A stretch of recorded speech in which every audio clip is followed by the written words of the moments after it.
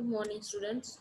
So, in the last lecture, we studied that factors affecting duty of waters, such as methods of irrigation, system of irrigation, method of cultivation, type of crop, base period of crop, climate condition, quality of water, canal condition, type of soil and subsoil, time of irrigation, right?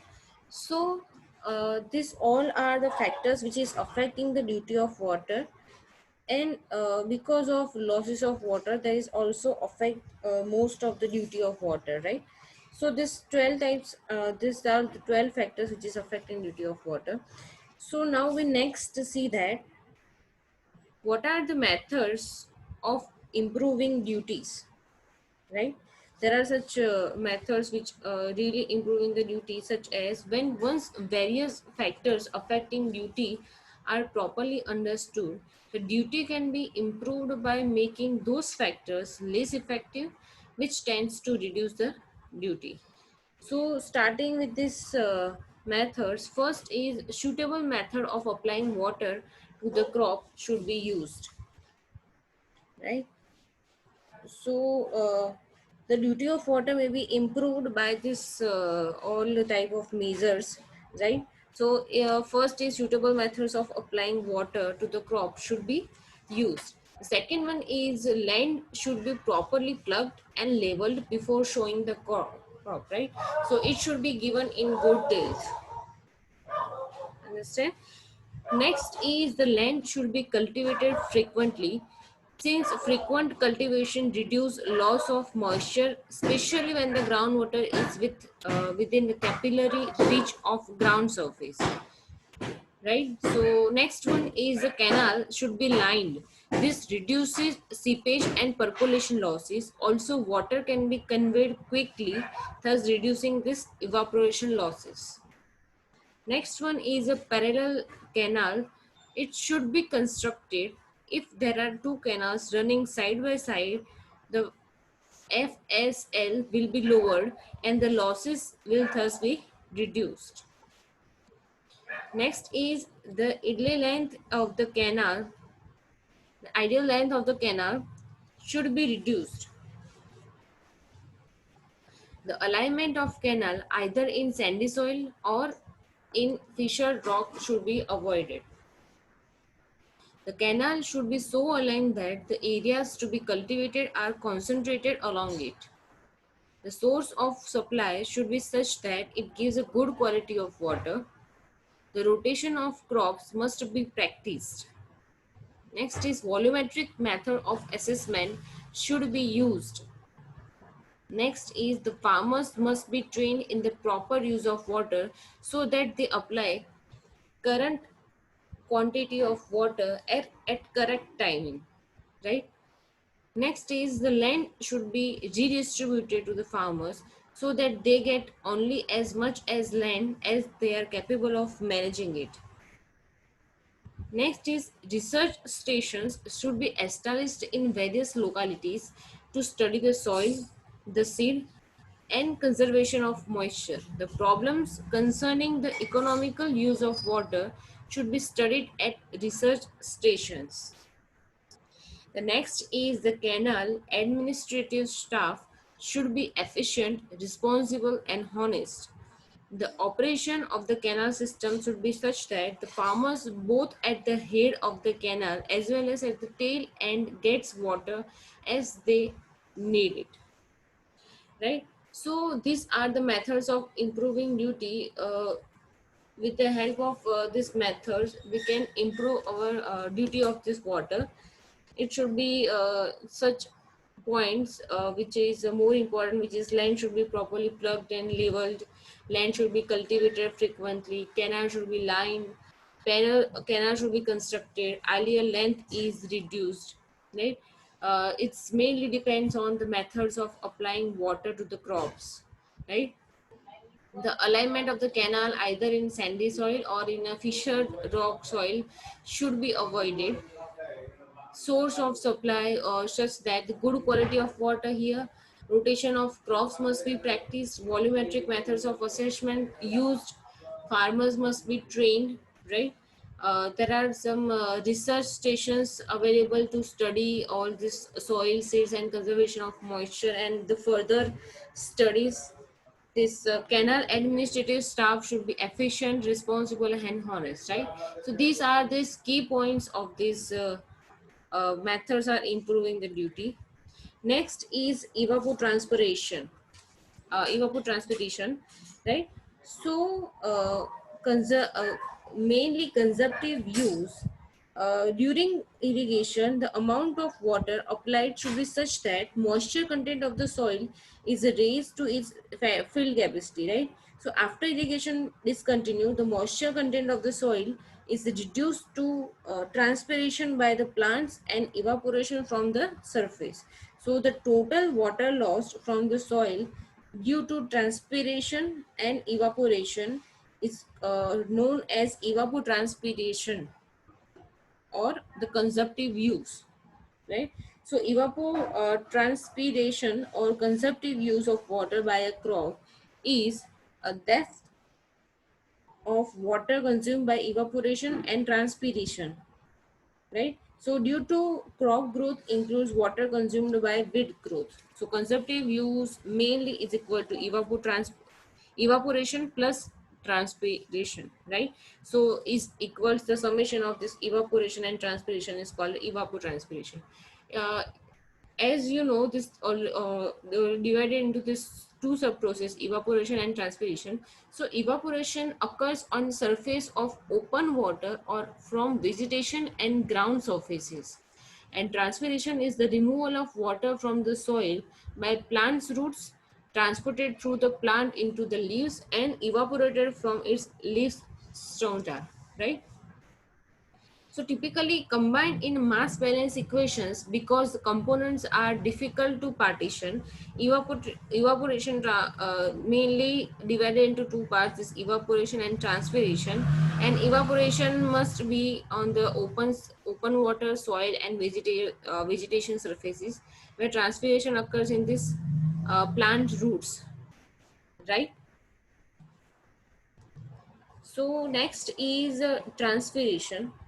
So, transpiration is the process by which plants dissipates water from the surface of their leaves, stalks, and trunks in the process of growth.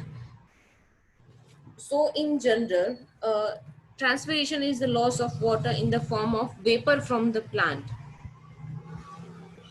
right? And it's also shown first water absorbed by root hairs, then because of that there are root pressures and uh, suctions are occurs, and hence water lost by transpiration, right? So factors that affect transpiration rates, which is type of plant and wind, right?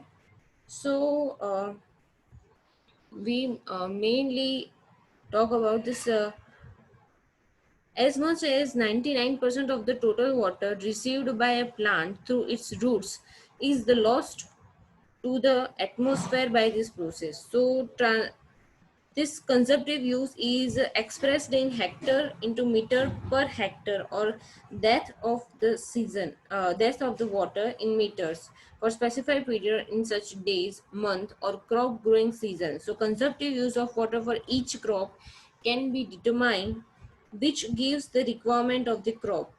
So requirement of the crop may be also expressed in terms of the duty of water, right? But these days, consumptive use of water is widely used to indicate the total water requirement of a crop instead of the duty of water.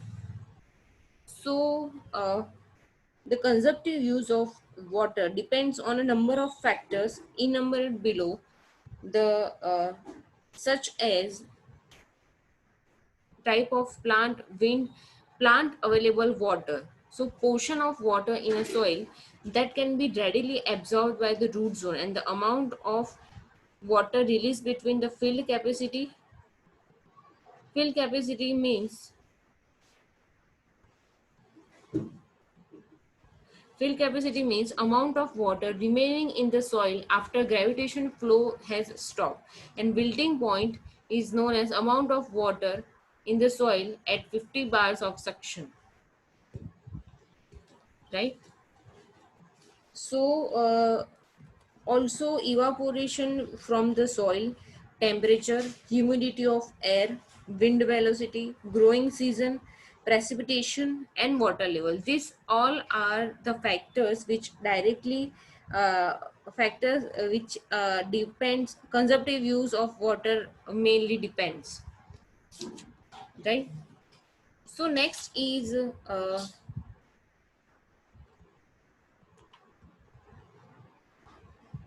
these are this conservative use of water depends on number of factors, right?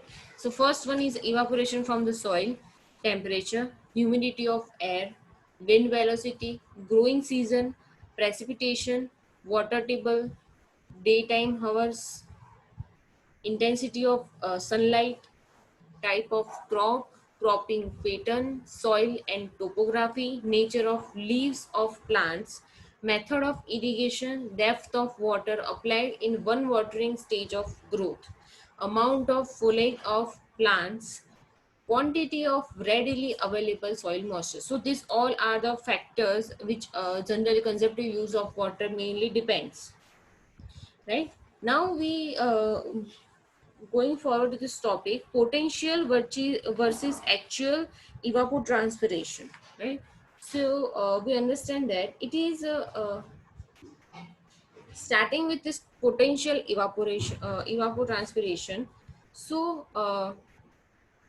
if the sufficient moisture is always available to completely meet the needs of the plant, the resulting evapotranspiration is called potential transpiration, right?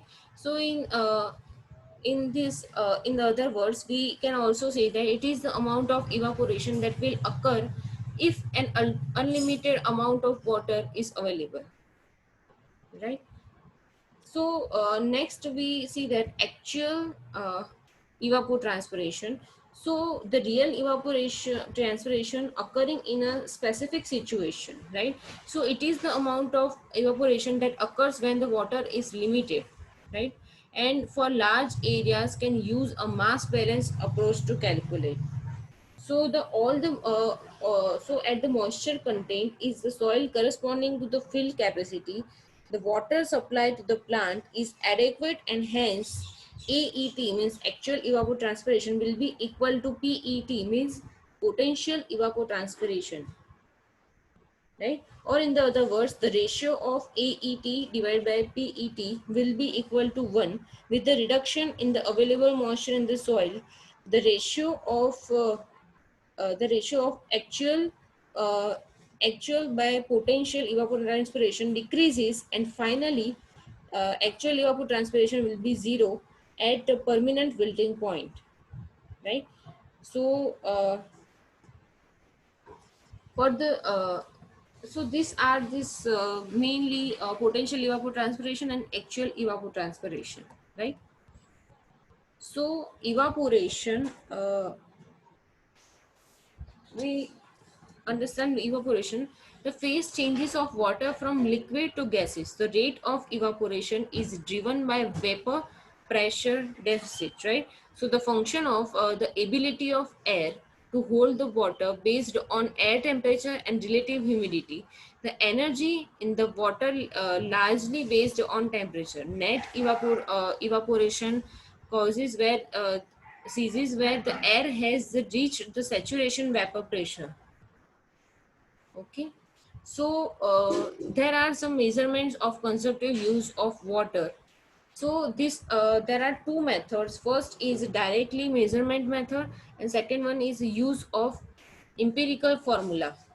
So in the direct measurement method is also divided in those different components.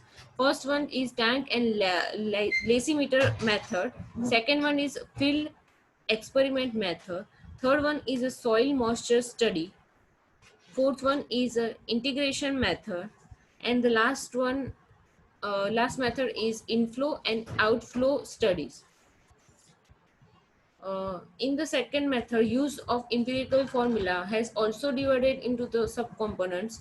First one is a Penman method. Second is a Jensen and Hayes method. Third one is Blanley Cradle method. Fourth one is Hargreaves methods, and the last one is Thornthwaite method. So these all are the methods, which is mainly two methods: direct measurement method and use of empirical formula. And this both methods has also different types of sub uh, components or sub methods, right? So these are this chart of these two methods. So if you don't understand any of this topic, so you can freely contact me, right? So thank you so much.